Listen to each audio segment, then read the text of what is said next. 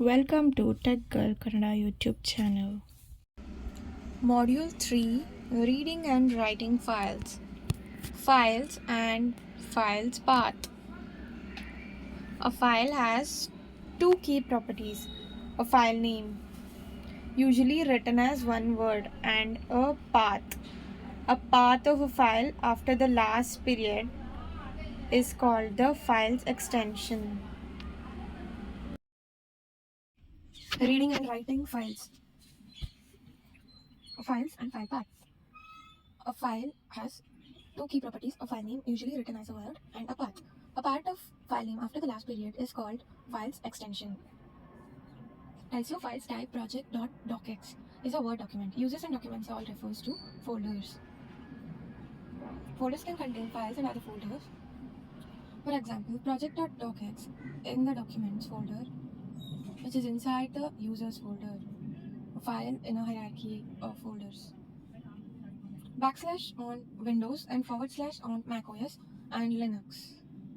On Windows, paths are written using backslashes as the separator between folder names. OS X and Linux, however, use the / as their path separator.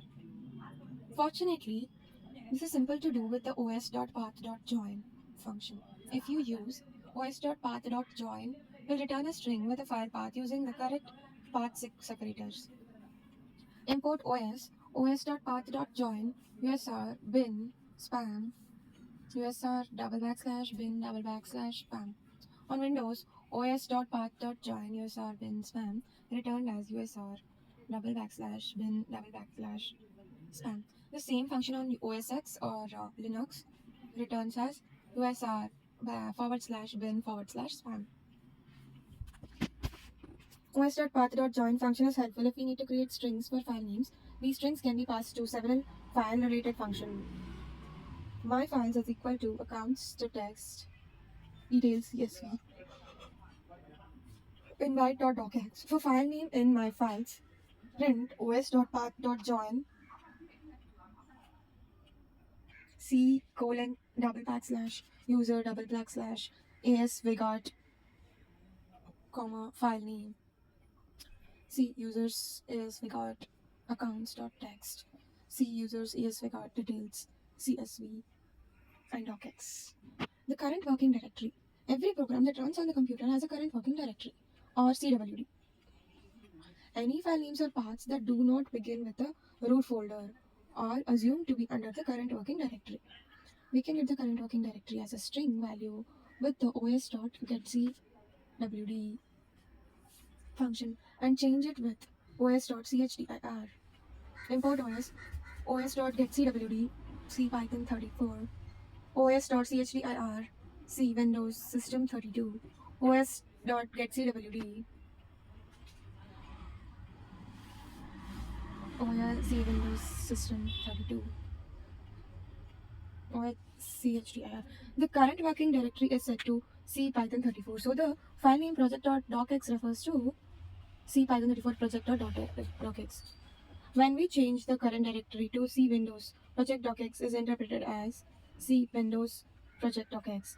Python will display an error if you try to change your directory that does not exist. os.chdr. This folder doesn't exist. Tracebook. Most recent call last.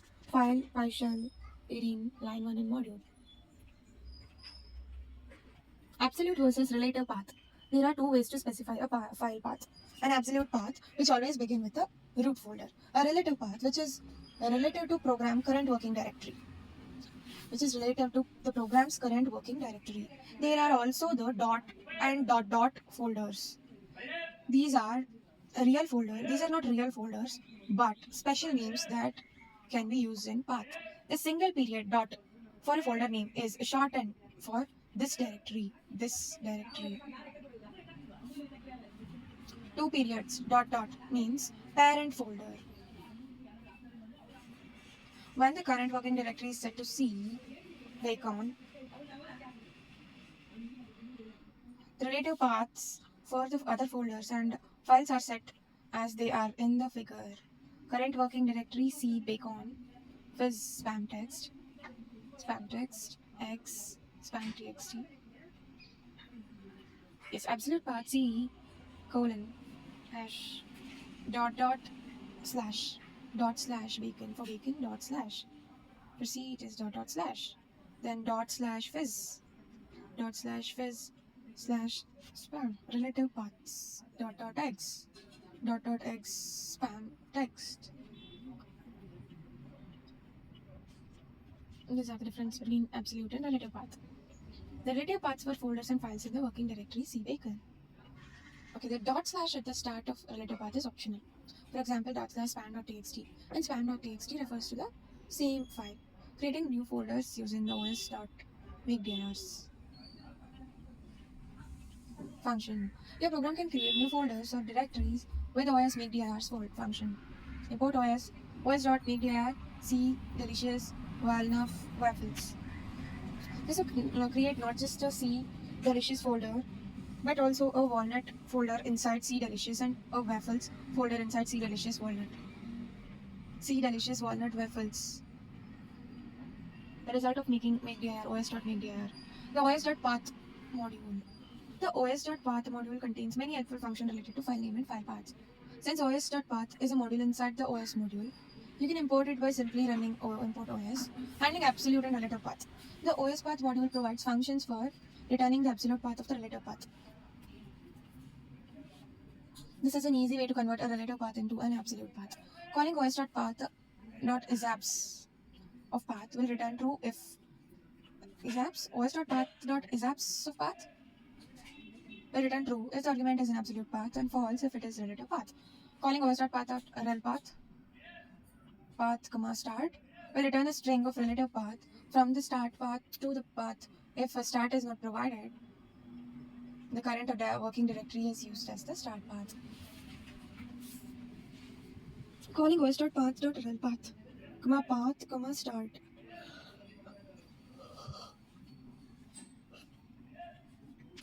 will return a string of relative path from the start path to path. If start is not provided, the working directory is used as start path. os.path abspath of path C pattern 34. It is the absolute path. And os.path abspath scripts absolute path is this. os.path is abs of path false. os.path is abs of os.abs path true. Again to the following calls to os.path relpath interactive. os.path.relpath field is Windows. os.path.relpath of this is // Windows. os.getCwd against the directory. Type in 34 directory.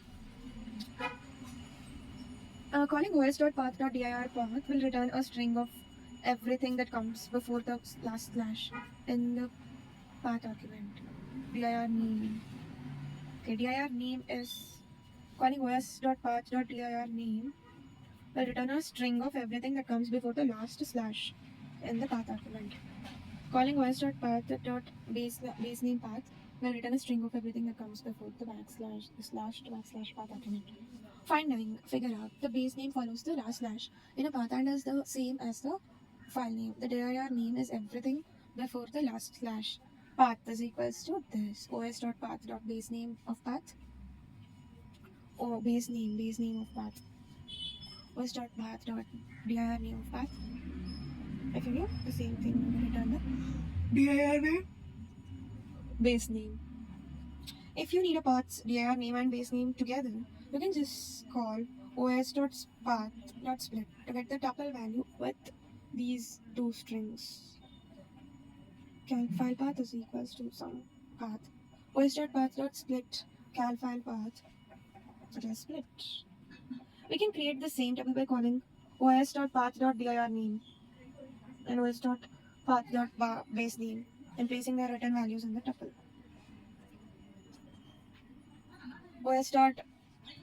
os.path.dir name of path. os.path.base name of dir name of path. It gives the values. But os.path.split is a nice shortcut if you need both the values. os.path.split does not take a file path and return a list of strings of each folder. For that, we use split string method and split on the string in OS sep. Yes, does not take a file path and return a list of string of each folder. So that for that we are using sep, os.path.sep. Path.split, os.path.sep. It separates the speech string folder which is there. On OS X and Linux systems, there will be a blank string at the start of the return list. Blank string, usr bin split, os.path.sep, usr bin. Finding file sizes and folder contents. The OS path module provides functions for finding the size of a file in bytes and the files and folders inside a given folder. Calling os.path get size of path will return the size in bytes of the file in the path argument. Calling os listdir will return a list of file name strings for each file in the path argument. Note that this function is in the module OS module, not OS path. This is what we get in interactive shell. os.path.getSize will be getting the get size. os.listdir will list out of all the folders or files present in that directory. XWT something. The calc.exe program is 27,648 bytes in size. If we want to find the total size of all files in this directory, we can use os.path.getSize and os.listdir together.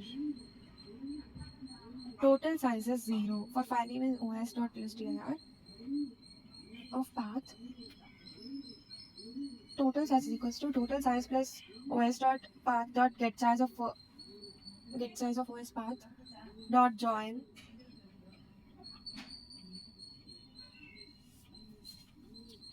this directory, file name, print total size. For this we will be using the loop. Total size is 0 for file name in os.listdir of some directory. Total size is equals to total size plus get size of os.path.getSize of os.path.join C Windows System 32 join path of file name.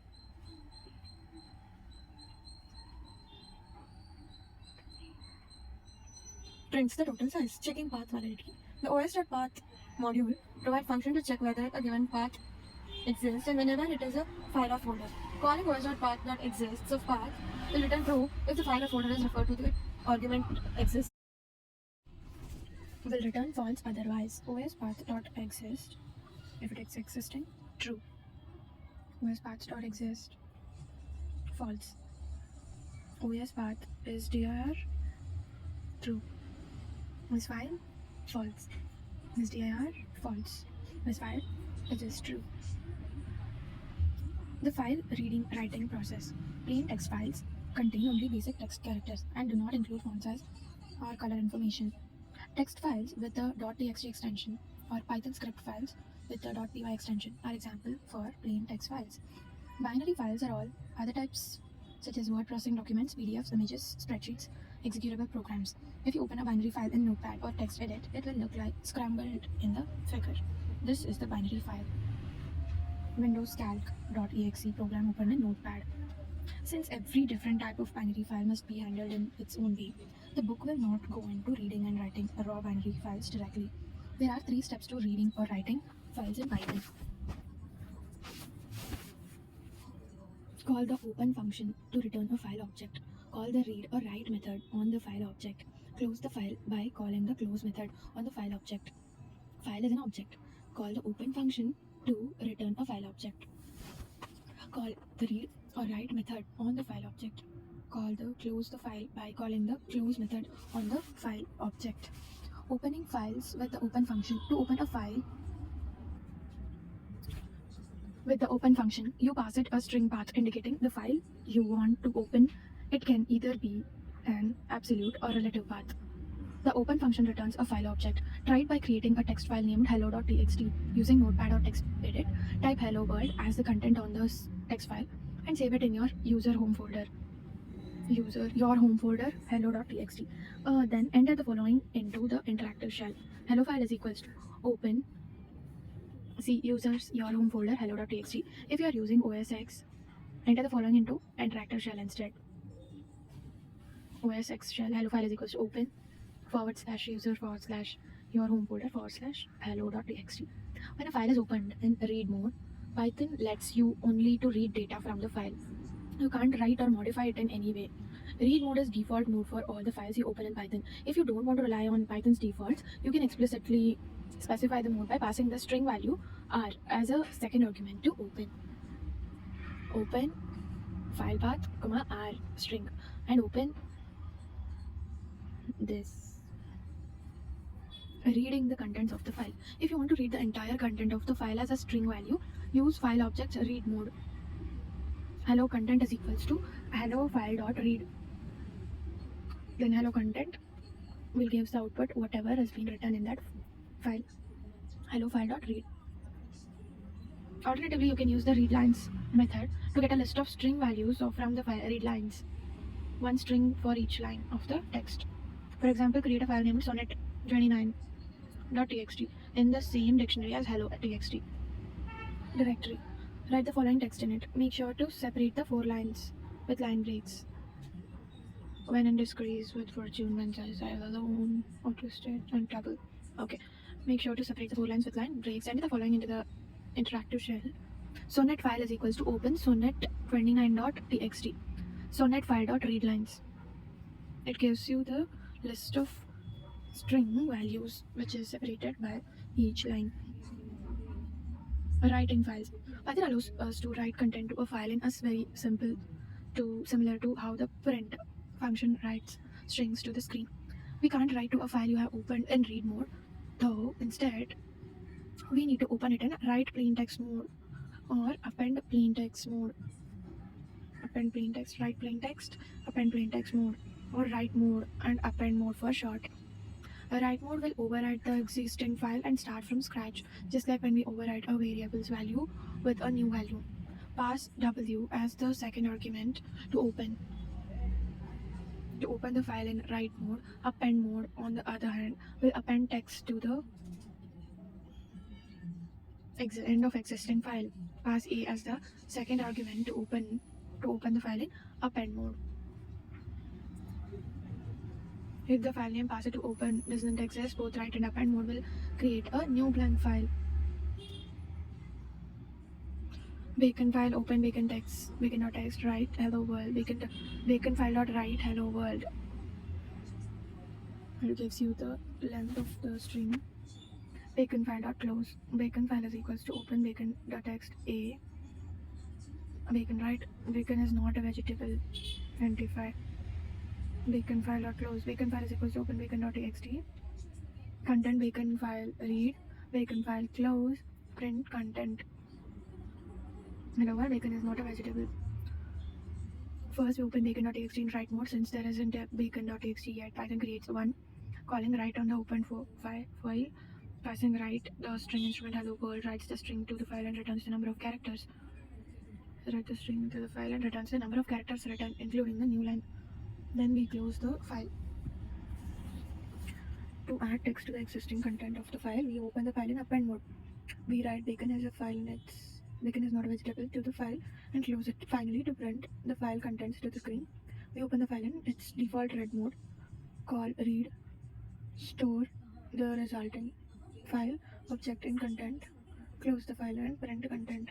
The write method does not automatically add a new line character to the end of the string like the print function does. We will have to add this character ourselves. Then saving variables with the shell module. We can save variables in Python program to binary shell using the shell module. This way your program can restore data to variables from the hard drive. The shell module will let you add, save and open features to your program. For example, if you run a program and enter some configuration settings, you could save those settings to a shell file and then have the program load. Then the next step is run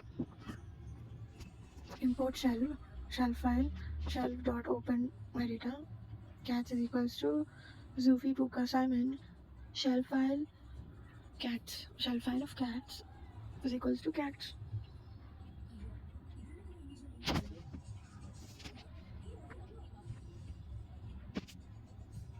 To read and write data using the shell module, you first import shell call shell open and pass in a file name, and then store the return shell value in the variable.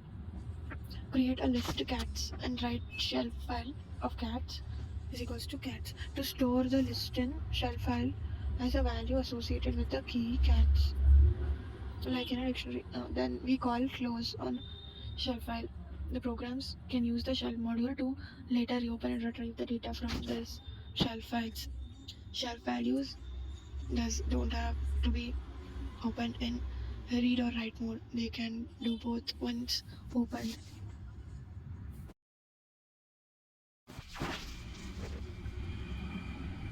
Shell values don't have to be opened in read or write mode. They can do both once opened. Shell file is equals to shell on my data. Type of shell file shell.db file shelf. Shell file cats. Just like dictionaries, shell values have keys and values. Methods that will return list-like values of keys and values in the shelf. Since these methods return list-like values instead of two lists, you should pass them to the list function to get them in list form. Shell file shell.open my data list shell file.keys. Cats.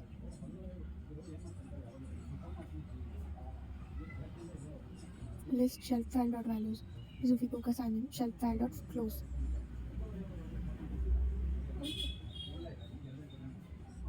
Cats.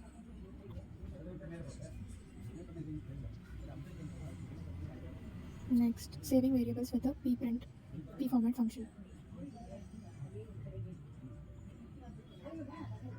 Pprint function will print the contents of a list or dictionary to the screen, while the pprint p format function will return this same text as string instead of printing it.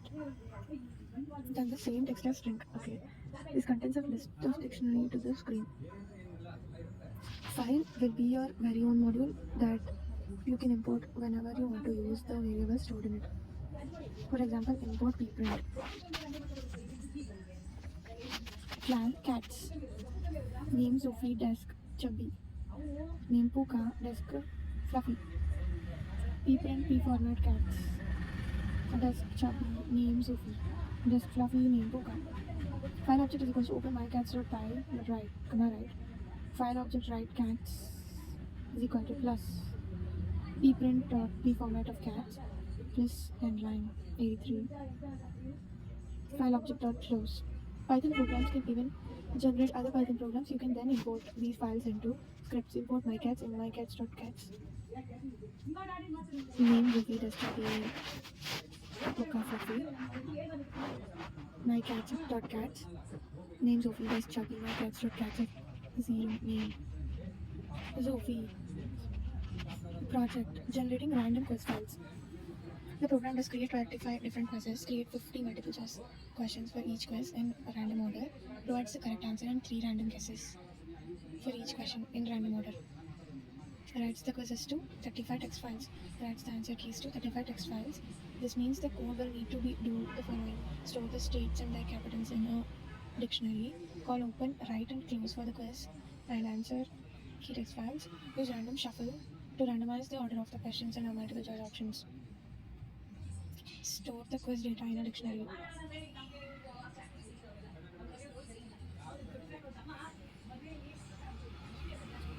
Store the states in their capitals. The first step is to create a skeleton script and find it with your quiz data. Create a file named randomquizgenerator.py. Hashtag exclamation python 3 exclamation randomquizgenerator.py creates quizzes with questions and answers in a random order along with the answer key. Import random. The quiz data. Keys are states and values are capitals.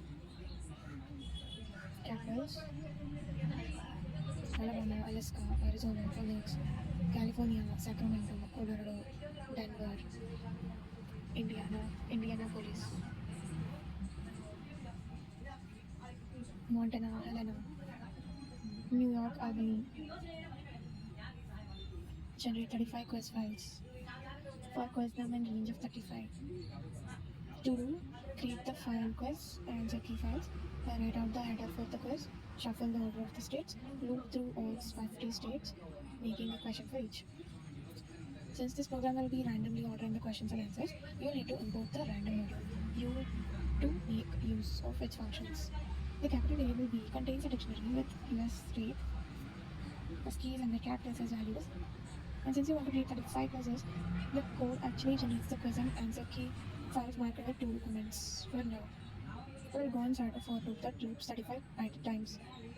Create the quiz file and shuffle the question order. The code in the loop will repeat it 35 times, once for each quiz. So you have to worry about only one quiz at a time within the loop. First, you'll create a actual quiz file. It needs to have a unique file name and should also have some kind of standard header in it with places for the student to fill in name, date, and class period, and the following lines of code to random quiz generator.py. Python 3 random quiz generator.py. A random order along with that snip generate 35 just quiz files for quiz num in range 35 for quiz num in range 35 quiz file is equals to open capital quiz.txt quiz num plus 1 comma right answer key file open capital quiz answers txt quiz num plus 1 right w quiz file dot write name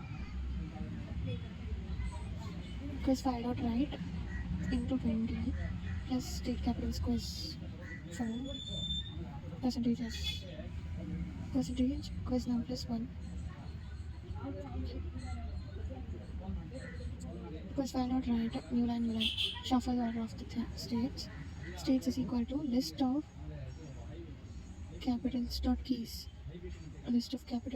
keys random shuffle to do loop through all the 50 questions. Create the answer option. Now you need to generate the answer option for each question, which will be multiple choice from A and to E.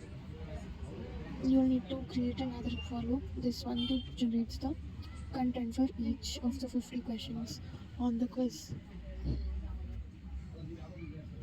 A random quiz generator this loop through all the 50 questions. The correct answer is easy to get. It's stored as a value in the capital dictionary. This loop will loop through the states in the shuffle state list from the state of 0 to 0 states 49.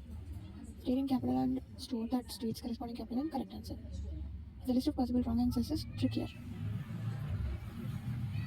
You can get it by duplicating all the values in a capitals dictionary. Deleting the correct answer W and selecting 3 random values from this list. The random simple function makes it easy to do this selection. Its first argument is the list you want to select from, and the second argument is the number of values you want to select. The full list of answers option is the combination of these 3 wrong answers with the correct answers. Finally, the answers need to be randomized Z, so the correct response isn't always choice D. So write content to the quiz. For I in range 4, quiz file.write percentages percentage ABCD of I, comma, answer options I. ABCD of I, answer options I. Quiz file.write. Okay, then answer key file.write percentage. Question num plus 1, comma, ABCD. Answer options.index, correct answer. Quiz file.close, answer key file.close. A for loop that goes through integers 0 to 3 will write the answer option in the answer options list. The expression ABCD of I treats the string ABCD as an array and will evaluate to A, B, and C, D on each respective iteration through the loop. Name, date, period, state, capital, quiz, form 1. Here's an example. Project multi-clipboard. Say you have the boring task of filling out many forms on a web page or software with several text files. The clipboard saves you from typing the same text over and over again. But only one thing can be on the clipboard at a time. The program will save each piece of clipboard text under a keyword. For example, when you run py ncv py w say spam, the current contents of the clipboard will be saved with the keyword span. Here is what the program does. The command line argument of the keyword is checked. If the argument is saved, then the clipboard contents are saved to the keyboard. If the argument is list, then all the keywords are copied to the clipboard. Otherwise, the text for the keyword is copied to the keyboard. This means the code will need to be do the following. Read the command line arguments from sys.argv. Read and write the clipboard. Save and load a shelf file. Comments and shelf setup. Python 3 mcv.pwrite saves files. Import shell, paperclip, sys. mcv.shelf is equals to shell.open mcv to save this and that. Save clipboard content with a keyword. The program does different things depending on whether the user wants to save text to a keyboard, load text into the clipboard, or list all the existing keywords. Save clipboard contents.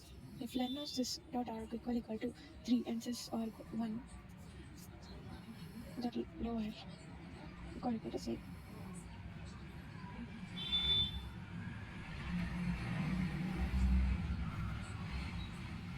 Consider shelf sys.arg to paperclip paste. And if len sys.arg equal to 2. MCB shelf.close. If the first command, then argument, which will always be at index 1 of the sys.arg list, is saved. The second command line argument in the keyword for the current content of the clipboard. The keyword will be used as the key for MCB shelf, and the value will be the text currently on the clipboard. List keywords and load keywords content. The user wants to load clipboard text in from a keyword, or they want a list of all available keywords. If len of sys.argv 3 sys and sys a value of 1 dot lower is equals to save. MCB shelf of sys.argv of 2 paperclip dot paste. If len of sys.argv equal to 2, list keywords and load content.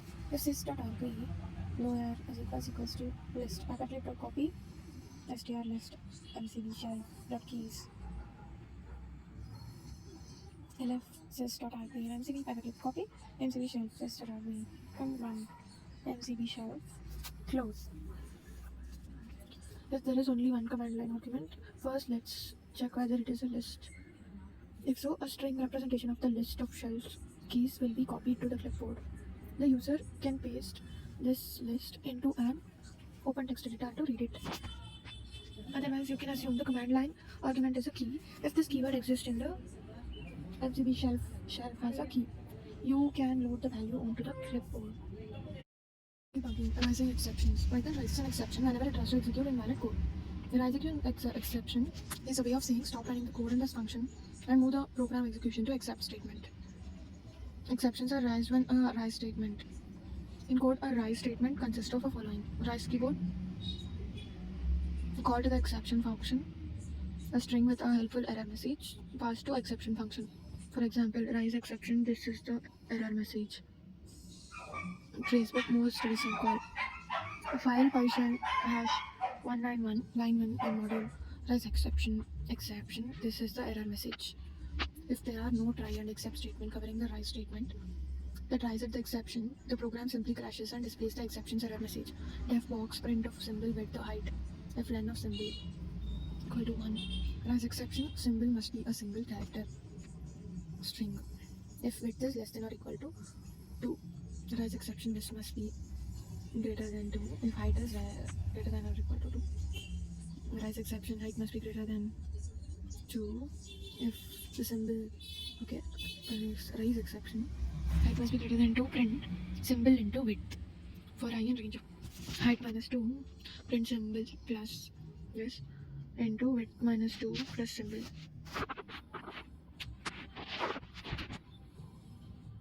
Print symbol into width.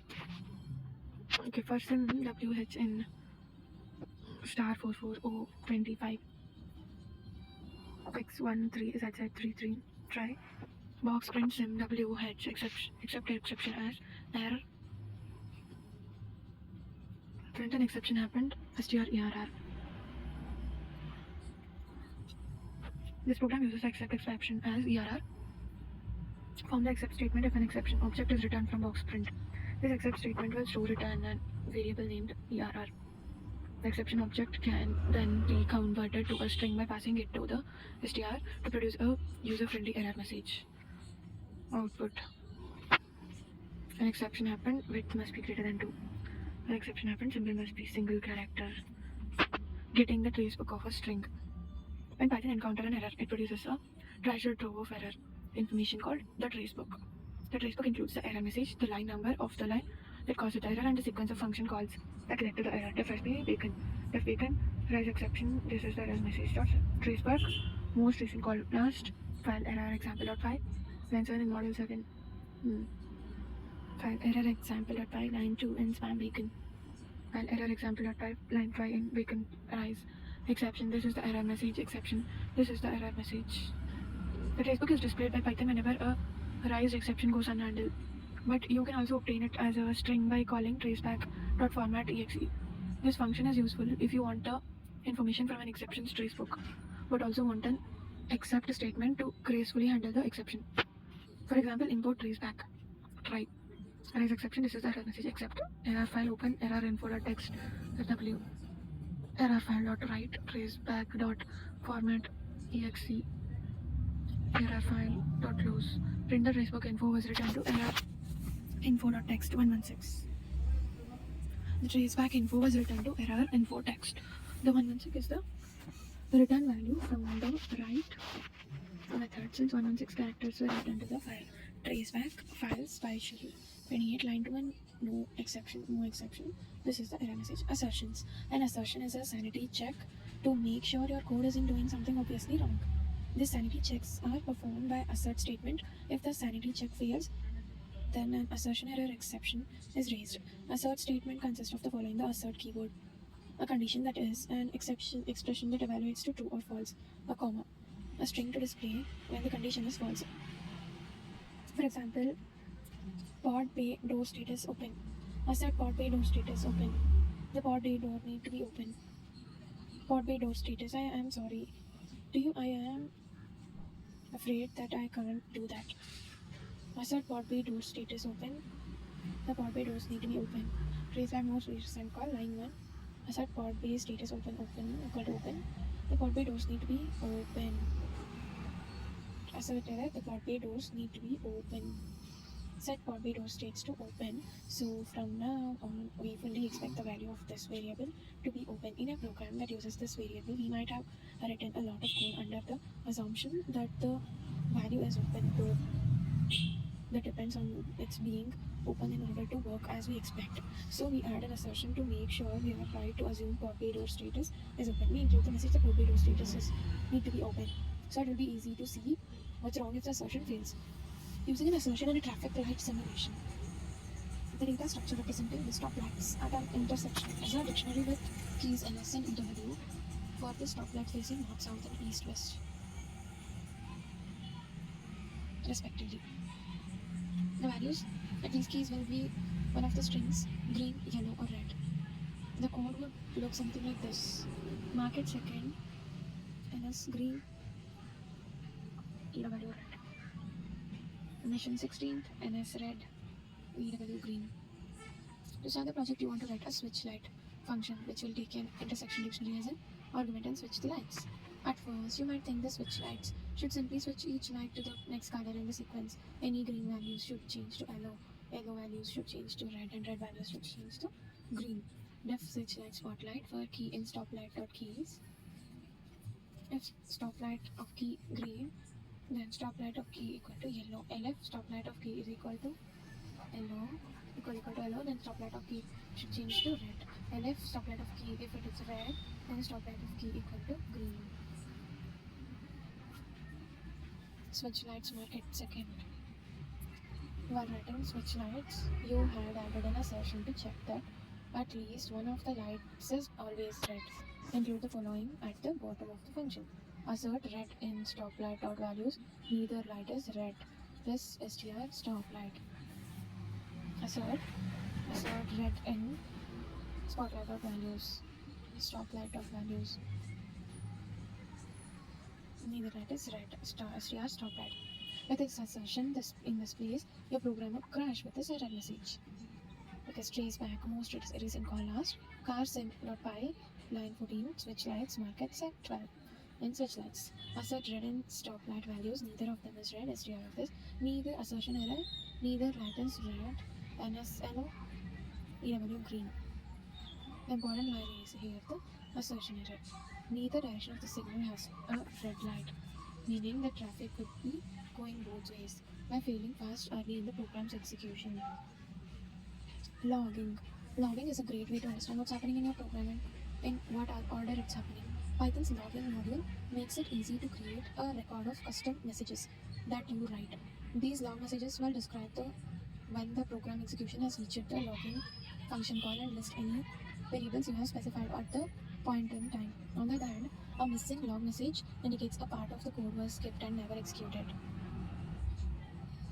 Using the logging module. To enable the logging module to display log messages on your screen as your program runs, import logging. Logging.basic config. Level is equals to logging.debug. Format is equals to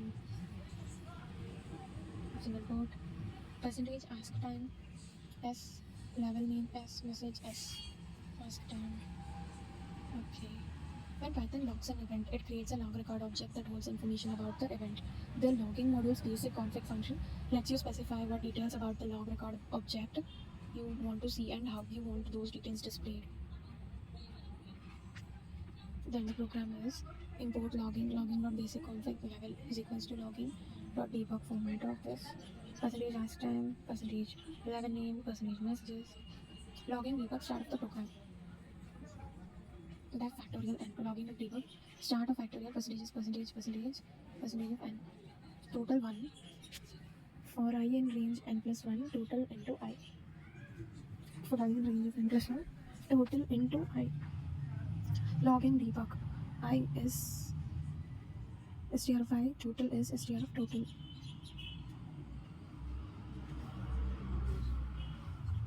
Logging debug end of factorial percentage and return total print factorial of I. Logging the debug end of the program. Debug function will call basic config and a line of information will be. This information will be in the format we specified in basic config and will include the messages we pass to debug. Start the program, start of program. Output of this. I is 0, so total is 0. I is 1, total is 0. End of the factorial 5. So end of the program. The factorial function is returning 0 as a factorial of 5, which isn't right. The for loop should be multiplying the value in total by the numbers from 1 to 5. But the log message is displayed by logging.debug. Show that the I variables is starting at 0 instead of 1. Since 0 times anything is 0, the rest of the interaction also have the wrong value in total. Logging messages provide a trail of breadcrumbs that can help you figure out when things started to go wrong. Change the for I in range n plus 1, line 2 for I in range 1, n plus 1, and run the program again. Then we'll be getting the value as 120.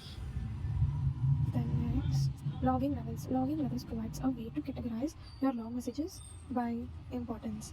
There are 5 logging levels. Messages can be logged at each level using a different logging function. Debug. Level debug, logging.debug. The lowest level used for small details. We really care about these messages only when diagnosing problems. Info, logging.info, used to record information on general events in your program or confirm that things are working at that point in the program. Warning 1, logging warning, used to indicate a potential problem that doesn't prevent the program from working but might do so in the future. Error, logging error, used to record an error that caused the program to fail through something. Critical, logging critical, the highest level, used to indicate the fatal error that has caused or is about to cause the program to stop running entirely.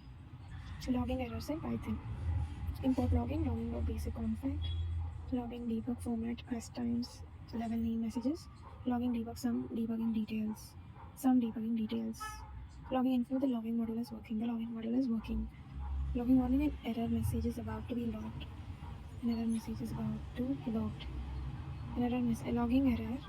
An error has occurred. Logging critical, the program is unable to recover. Disabling logging. A logging dot disable function disables these so that you don't have to go into your program and remove all the logging calls by hand.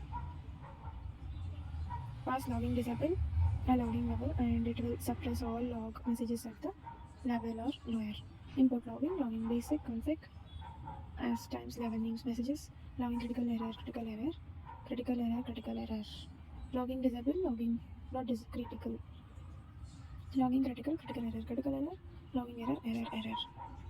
Since logging disable will disable all messages after it, it will probably want to add it near the import logging line of the code in your program. Logging to a file. Instead of displaying the log messages to the screen, you can write them to a text file. The logging basic config function takes a text file name keyword argument. Import logging basic config file name is equals to this thing.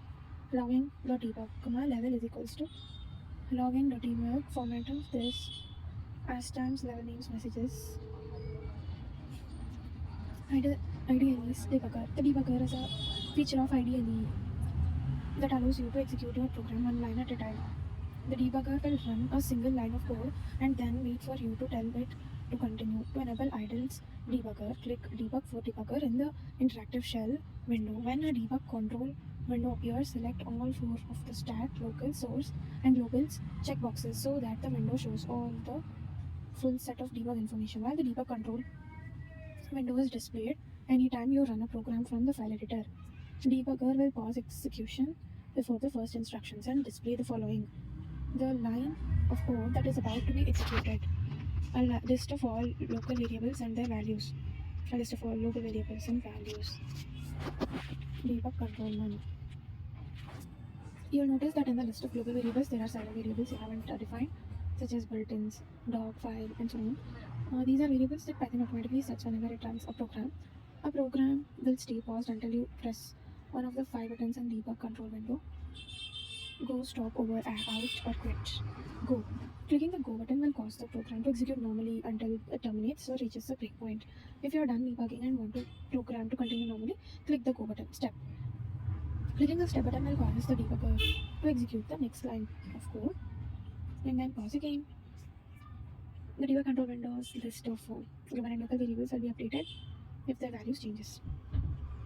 If the next line of the code is a function call, the debugger will step into that function and jump to the first line of the code of that function. Over.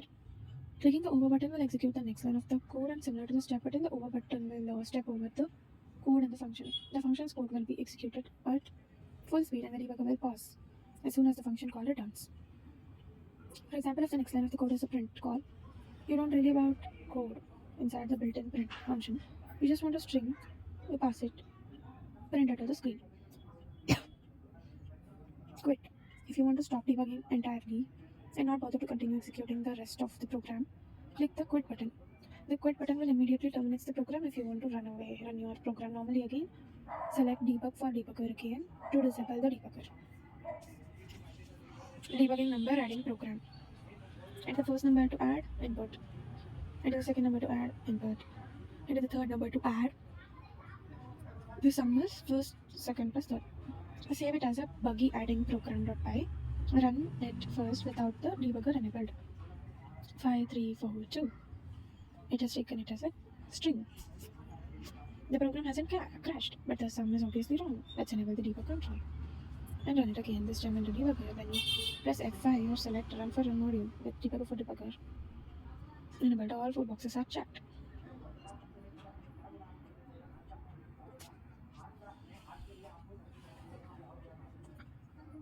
The program starts in a paused state on line 1. The debugger will always pause on the line of the code it is about to execute.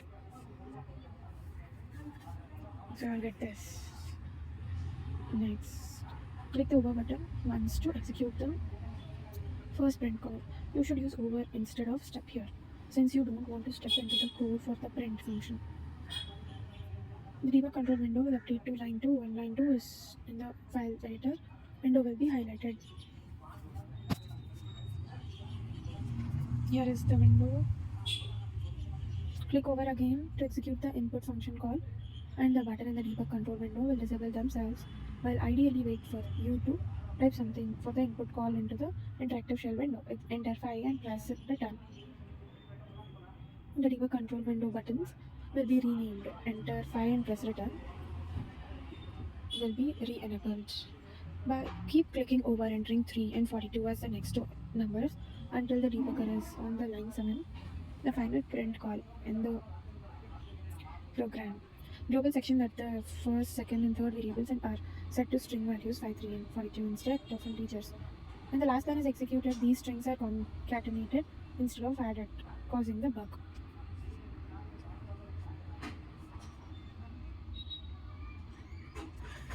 Breakpoints. A breakpoint can be set on a specific line of code and forces the debugger to unpause whenever the program execution reaches that line. Open a new file editor window and enter the following program, which simulates flipping a coin 1000 times. Import random head 0 for I in range of 1 to 1000. If random.randint 0, 1 equal to 0, heads is equals to heads plus I 500. Print halfway done. Print heads came up. str heads plus times. Random randint 0, 1 value will return 0 half of the time and 1 the other half of the time.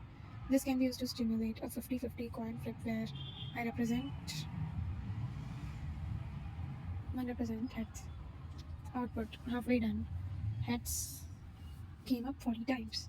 If you run this program under a debugger, you would have to click the over button 1000 times before the program terminates.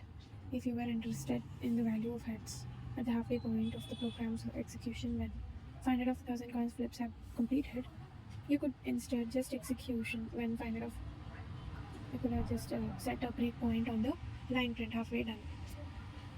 To set a breakpoint, right click the line in the file editor and select set breakpoint. And that's it. Thank you for watching. Do like, share and subscribe to my channel.